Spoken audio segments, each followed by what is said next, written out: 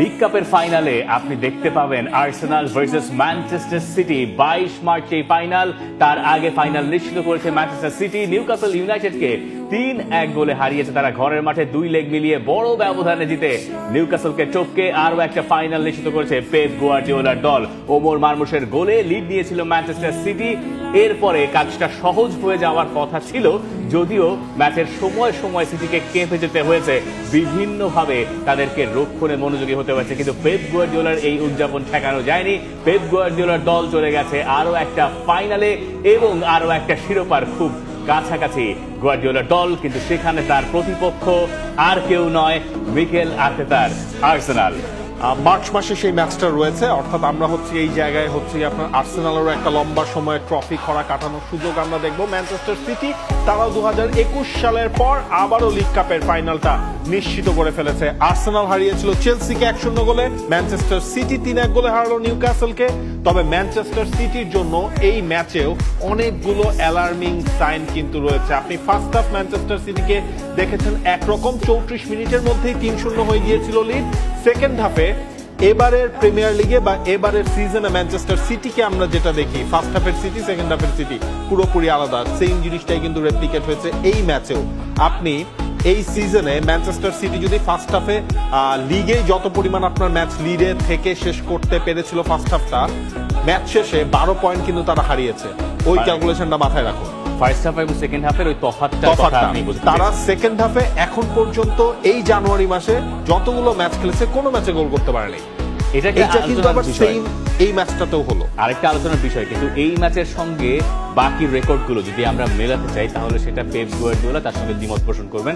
League কাপের match অনেকগুলো তিনি চেঞ্জ করেছেন এবং সেটাও না, তার চেয়ে বড় কথা আপনি ফার্স্ট লেগ তো জিতে ফেলেছেন 2-0 গোলে, এবং সেকেন্ড লেগে আপনি যখন এসেছেন আপনি 3-0 গোলে এগিয়ে যাওয়ার পর আপনার কত হলো অ্যাগ্রিগেট?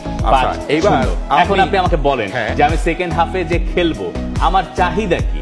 সেকেন্ড হাফে আমি তো আসলে ম্যারমেডে ফুটবলটাই খেলবো, এইটাই কি স্বাভাবিক না? কিন্তু এই জায়গায় বিপদটা কিভাবে হতো খেয়াল করেন। এলেঙ্গা তিনি নামলেন, তিনি গোল করলেন। এলেঙ্গা নামলেন গর্ডনের জায়গায়। এবার আপনি সেকেন্ড হাফে ম্যানচেস্টার সিটি খুসানফ তিনি খুব বাজেভাবে একটা বল লুজ করলেন, সেখান থেকে এলেঙ্গা অ্যাটেম্পটা করেছিলেন, সেটা গোল হয়নি। এরপর অ্যালেন তিনিও কিন্তু একেবারে স্লিপ করে, ওইটাও একটা নিশ্চিত গোল হতেই পারতো। ওই দুটা গোল যদি আবার হয়ে যেত, তখন কি আপনি এটাকে ম্যারমেডে বলতে পারতেন? তখন তো বলতে পারতেন না। তখন দেখা যেত ম্যাচটা ইকুয়াল 5-3। হ্যাঁ 5, তখন হতো যে আপনার 5-3 হতো। ম্যাচের শেষ দিকে বার্নস দেখলাম আমরা একটা সুযোগ মিস করেছে। Anything can happen. তবে ওই ফার্স্ট লিগের ওই রেজাল্টটা ম্যানচেস্টার সিটিকে কিছুটা হলেও রিল্যাক্স রাখার সুযোগ করে দিয়েছিল। আপনি শেষ দিকে হল্যান্ডকে নামিয়েছেন, আপনি রড্রিকে নামিয়েছেন, বাট ওই যা করার সিটি করেছিল ওই ফার্স্ট হাফটাতে। আমার কাছে মনে হয় সিটি যদি দুশ্চিন্তা করার কিছু থাকে, তাহলে ওই ফার্স্ট হাফে কিছুটা দুশ্চিন্তা তারা করতে পারে, যখন জেমস ট্র্যাফোর্ডকে, অর্থাৎ ম্যানচেস্টার সিটির সেকেন্ড গোলকিপার, যিনি বেশ কয়েকটা ভালো সেভ করছেন, এবং আমরা এক্সপেক্ট করতে পারি যে পেপ গুয়ার্দিওলা ফাইনালে জেমস ট্র্যাফোর্ডের উপরে ভরসা রাখবেন, যেহেতু এটা লিগ কাপের টুর্নামেন্ট এবং সেখানে তিনি সেকেন্ড চয়েস গোলকিপারকে খেলাচ্ছেন। দোনারুমা আসার আগ পর্যন্ত অনেকে ভেবেছিলেন জেমস ট্র্যাফোর্ড হয়তো এই টিমটার নাম্বার 1 গোলকিপার হয়ে যেতে পারেন।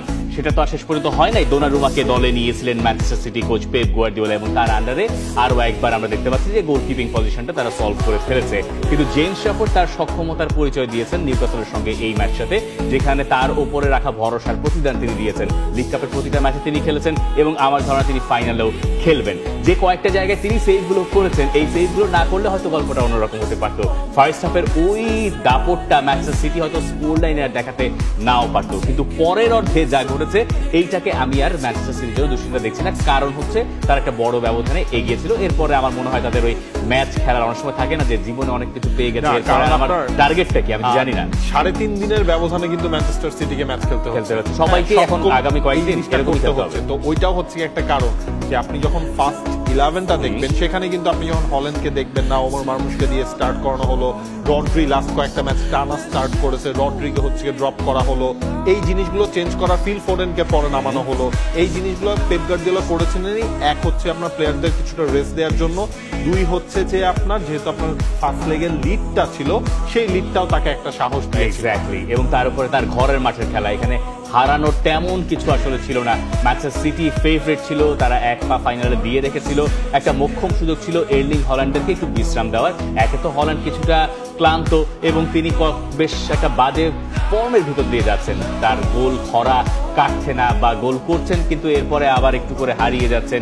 এইরকম পরিস্থিতিতে এরকম একটা ম্যাচে হল্যান্ডের বিশ্রামটা হয়তো কাজে দিতে পারে, কারণ প্রিমিয়ার লিগে তারা এরই মধ্যে আর্সেনালের তুলনায় বেশ খানিকটা পিছিয়ে গেছে টটেনহামের সঙ্গে ড্র করার পরে। কিন্তু যেটা এই দিক থেকে ভালো যে পেপ গুয়ার্দিওলার দ্বারা একটা ফাইনাল নিশ্চিত করেছে, যেখানে তার প্রতিপক্ষ হবে আর্সেনাল। এবং এই সিজনটা অনেকে ভাবছেন এখনো এই কথার কোনো সত্যতা নাই যে পেপ গুয়ার্দিওলা এই সিজন শেষে চলে যেতে পারে, ম্যানচেস্টার সিটির সঙ্গে তার সম্পর্কটা আর নাও থাকতে পারে। বিভিন্ন ধরনের কথাবার্তা শুনে অনেকের কাছে তেমনটা মনে হতেও পারে। সেটা যদি হয়, আমরা ধরে নিই যে পেপ গুয়ার্দিওলা এই সিজন শেষে আর ম্যান সিটিতে থাকছেন না, তাহলে বোধহয় এটুকু নিশ্চিত করে বলা যায় যে তিনি শিরোপা দিয়ে শেষ করতে চান। প্রিমিয়ার লিগের শিরোপাটার সঙ্গে তার একটা আলাদা সম্পর্ক আছে, সেটা অবশ্যই এখন একটু দূরে চলে গেছে যেহেতু তার আর্সেনালের সঙ্গে দূরত্ব বেশি, কিন্তু সেই চেষ্টা তিনি করবেন। কিন্তু এই যে league cup, FA cup, champions league, এই জায়গাগুলো আমার কাছে মনে হয় ম্যানচেস্টার সিটি ধীরে ধীরে আরো বেশি ফোকাস বাড়াবে এই ধরনের টুর্নামেন্টে, যাতে আরো বেশি ভালো করতে তারা পারে। কিন্তু এই ধরনের টুর্নামেন্ট ভালো করতে গেলে আপনার দরকার ডিফেন্ডার, যে ডিফেন্সে তার বড় সমস্যা এবং এই ডিফেন্ডারকে নিয়ে তার কথাবার্তা আছে। চ্যাম্পিয়ন্স লিগে হয়তো আপনি পরের স্টেজগুলোতে এখন মার্ক গেহিকে খেলাতে পারবেন, কিন্তু এই লিগ কাপের ফাইনালে কেন আপনি মার্ক গেহিকে পাবেন না? কারণ হচ্ছে আপনি যখন লিগ কাপের ফার্স্ট লেগটা খেলেছেন, ফার্স্ট লেগটা খেলার পর আপনি মার্ক গেহিকে সাইন করেছেন, অর্থাৎ সেমিফাইনালের ফার্স্ট লেগটা। দেখেন পেপ গার্দিওলা কিন্তু মানে রাগ করছেন বা হচ্ছে তিনি দাবি করছেন তিনি যে কোনো ভাবে হোক মার্ক গেহিকে এই সেমিফাইনালের সেকেন্ড লেগটায় পাননি, কিন্তু তিনি ফাইনালে পেতে চান। তিনি যেটা বলছেন, আশা করি কারাবাও কাপের কর্তৃপক্ষকে আমরা বোঝাতে পারবো যে গেহি ফাইনাল খেলতে পারবে। আমি বুঝি না কেন ও খেলতে পারবে না। আপনি একজন ফুটবলারকে কিনলেন এত টাকা দিয়ে, ও যদি নিয়মের কারণে খেলতে না পারে এটা ঠিক নয়। আশা করি ওরা এটা পরিবর্তন করবে। দেখেন এই সিজন থেকে কিন্তু লিগ কাপের নিয়মটা অন্য একটা নিয়ম পরিবর্তন হয়েছে দেখি আপনি সেমানোকে এই ম্যাচটা আপনি খেলাতে পেরেছেন, কারণ সেমানো তো আপনার হচ্ছে ফার্স্টে খেলেছিলেন তার অন্য ক্লাবের হয়ে, আপনি এই ম্যাচটা তাকে খেলালেন।